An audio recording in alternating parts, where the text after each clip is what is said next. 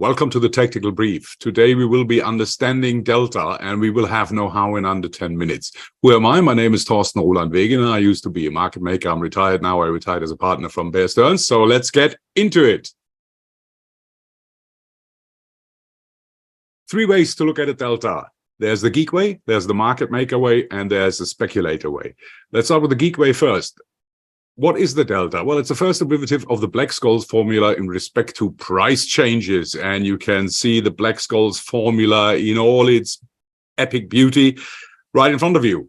Then you can look at it as the market maker. We call it the hedge ratio. How much underlying do I need to sell or buy to keep my position delta neutral, or whatever position I'd like? Do I want to be bullish? Do I want to be bearish? Do I want to be neutral? As market maker, I'm mostly neutral, and I use the delta as the hedge ratio, which tells me how much stock I have to buy or I have to sell to achieve this neutrality in my position. And what we are interested in today is the speculator. Where does the option market sees the underlying in the future? So if you never trade an option your whole life, you can still look at the option market and get some very valid information that might help you in the future.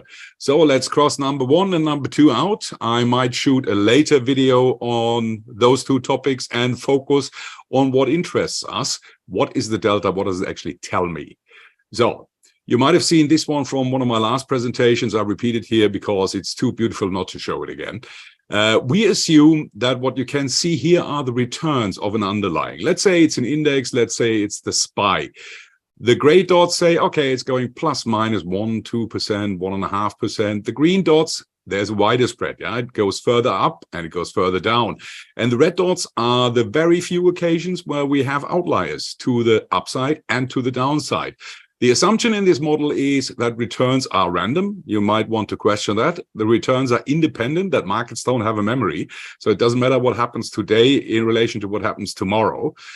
Highly questionable. And returns fluctuate around an average value. The average value would be this something around the 0 we see here. However, even though it's model assumption, they seem to work quite nicely. That's why the derivatives industry is working with it. So you can have this beautiful bell curve shape in the back, and the bars are simply adding up all the little dots we have here to give you an idea how a distribution looks like. We can say within 68% of all occurrences will happen in this gray area. 95% will obviously cover the gray area and additionally the green area.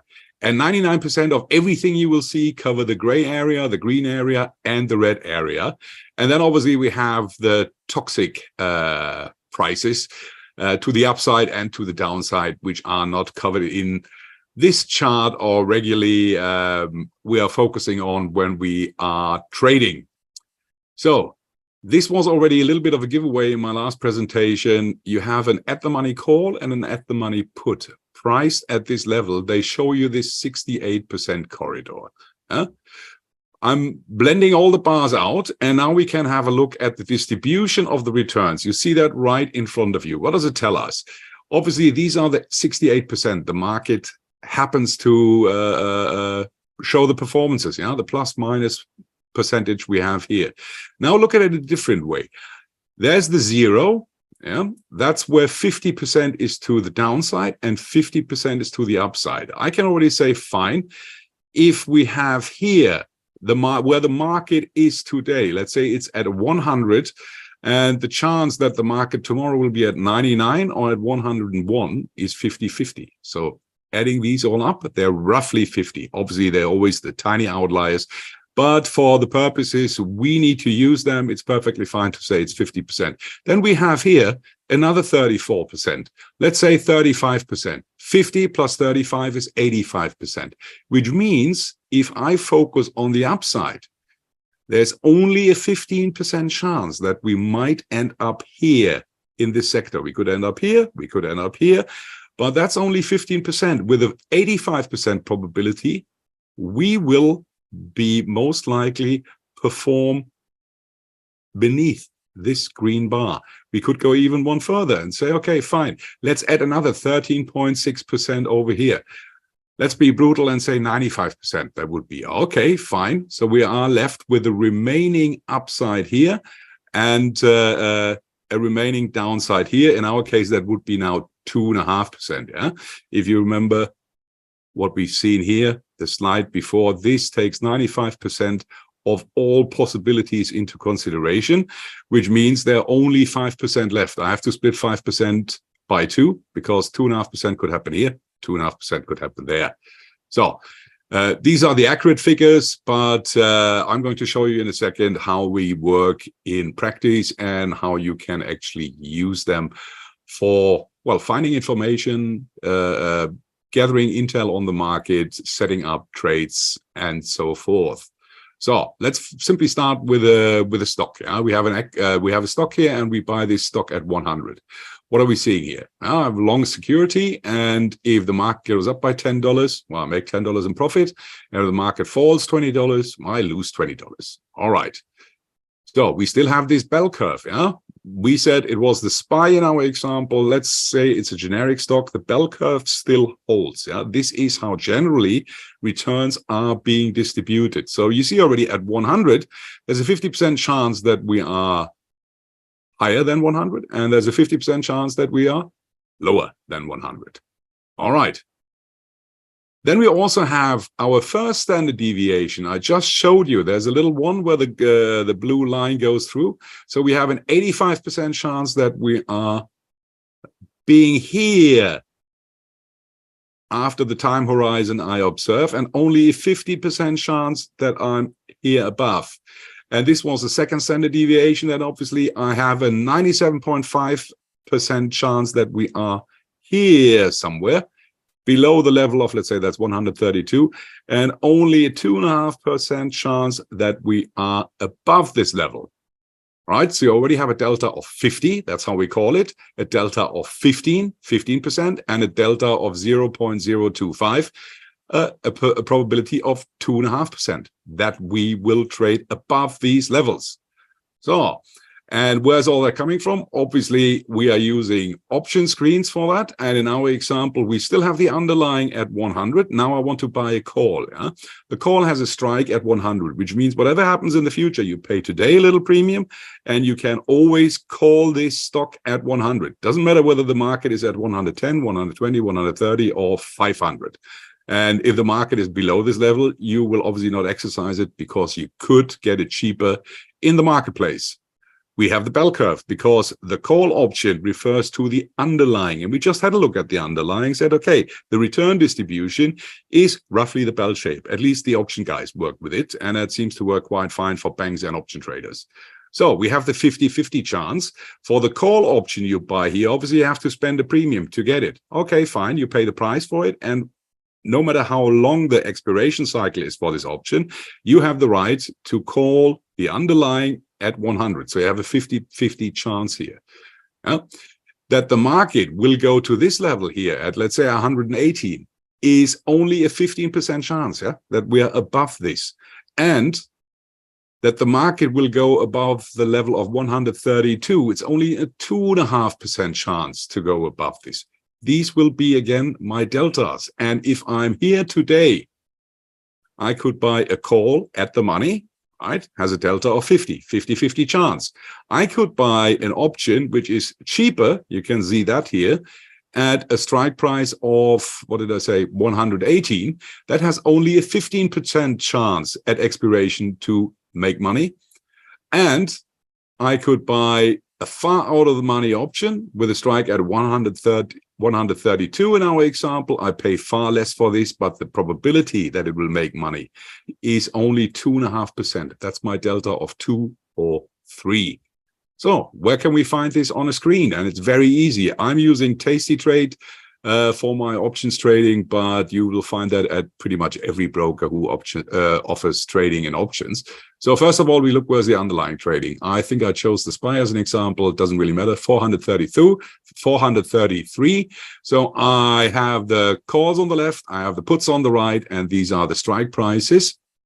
So I look at the market, it's 433.31. Okay, I have only 433 strike, close enough. I have 25 days to expiration, which means there's my delta. I can put here the 0.5 in. I have in 25 days a 50% chance that the market will trade above 433. It's the same like we've seen in the curve, and now you have it on the screen.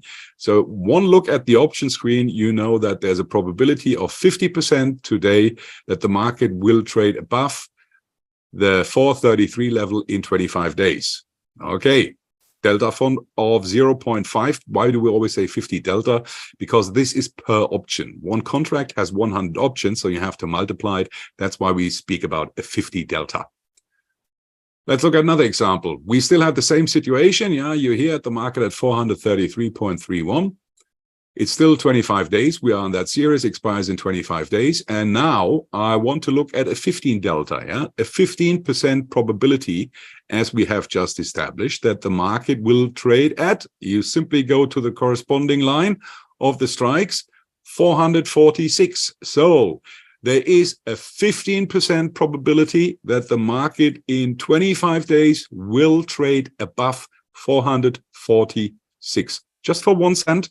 And it doesn't mean you have made money already, because you have to buy this option and you have to earn first what you paid for it. But the probability of on the screen, the delta tells you how likely does the market see at the moment that in 25 days, always look at the expiration, that the market will trade in 25 days above 446. And in this case, it's 15%.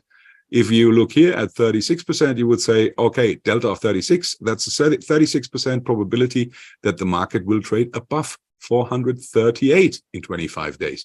You can scale that up and you can scale that down. The easiest way for you to use it is simply look at the option screen, look at the expiration cycle, and there you have a very good estimate from the market makers, from everybody who's participating, because they're paying prices for these options. And these prices paid is nothing else than their vote, how likely it is to trade above a certain level. In this example, you see again, we had 1 standard deviation, which means 85% of everything that could happen to the underlying is here, and 15% that could happen to the underlying in 25 days on expiration is here. So here we would have the 446 level. Here we would have the 433 level.